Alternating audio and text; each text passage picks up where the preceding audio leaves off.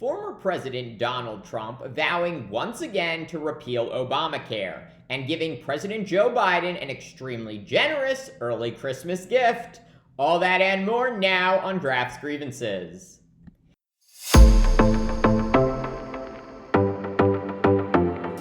In his 2002 lead single, Without Me, hip-hop artist Eminem raps, "Guess who's back? Back again." That catchy refrain helping launch Without Me to number 2 on the Billboard Hot 100 and becoming part of our collective lexicon.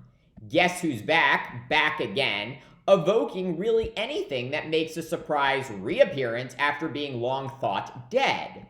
And thanks to former President Donald Trump, the fate of Obamacare is now back on the table. Trump posting on social media over the weekend that he will, quote, never give up on repealing and replacing the signature healthcare law. As you will recall, Republicans failed spectacularly to terminate Obamacare during Trump's administration, after the late Republican Senator John McCain voted heroically against repeal in 2017. The Arizona senator, who had recently been diagnosed with brain cancer, saying at the time he could not vote to repeal the law without a replacement for it, which Republicans had promised but failed to deliver.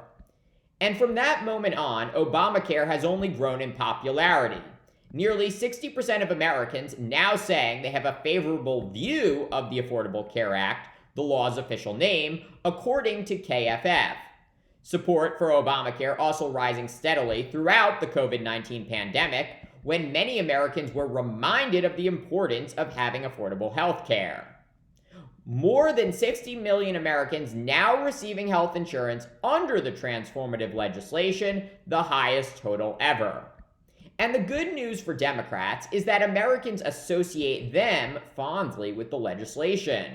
While voters overwhelmingly trust Republicans to do a better job on border security, crime, and the economy, according to NBC News, Democrats still maintain a distinct advantage over Republicans on health care, 45% to 22%.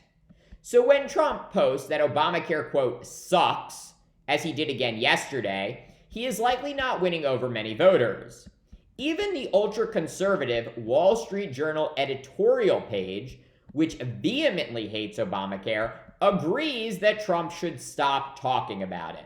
The broadsheet writing, quote, Donald Trump handed his opponents another gift over the weekend by vowing to terminate Obamacare. If Republicans have nothing more to say than Mr. Trump does, they're better off ducking the subject, lest they lead with their chin. And if that is what the Journal is saying, you know Democrats are salivating. President Biden immediately seizing on Trump's comments, saying, quote, my predecessor, once again, God love him, called for cuts that could rip away health insurance from tens of millions of Americans. They just don't give up.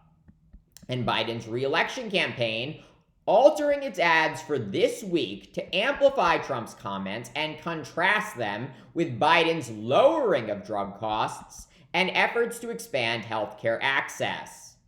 The fallout from Trump's renewed attack on Obamacare also likely to boost the fortunes of Democrats trying to take back control of the House and hold on to the Senate. In Florida, former Democratic Congresswoman Debbie Mucarsel-Powell, who is running to unseat Republican Senator Rick Scott, leaning into the issue of health care.